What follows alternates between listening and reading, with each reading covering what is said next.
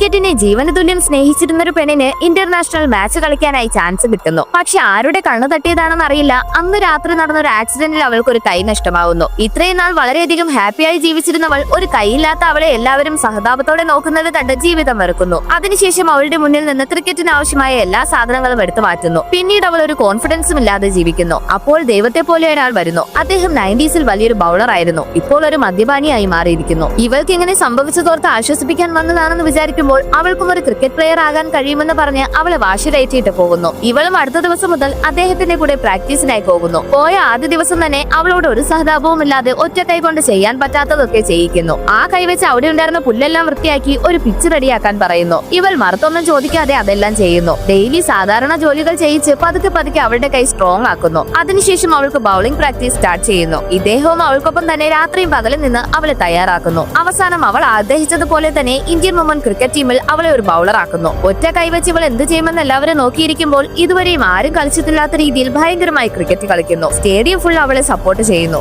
ആ ഒറ്റ കൈവച്ച് സ്പിന്നിങ്ങിൽ മാത്രമല്ലാതെ ഫാസ്റ്റ് ബൗളിംഗിലും തകർക്കുന്നു. അവൾക്ക് ബൗളിംഗ് മാത്രമേ ചെയ്യാൻ കഴിയൂ എന്ന് വിചാരിക്കുമ്പോൾ ബാറ്റിംഗും കഴിയുമെന്ന് അവൾ തെളിയിക്കുന്നു. അവസാനം അവൾ കാരണം ഇന്ത്യൻ ടീം വിൻ ചെയ്യുന്നു. അതിനുശേഷമാണ് അവളുടെ കൈ നഷ്ടമാവാൻ കാരണം അയാളാണെന്ന് മനസ്സിലാവുന്നത്. അയാൾ മദ്യപിച്ച് ടാറോടിച്ചപ്പോൾ ഉണ്ടായ ആക്സിഡന്റിലാണ് അവൾക്ക് കൈ നഷ്ടമായത്.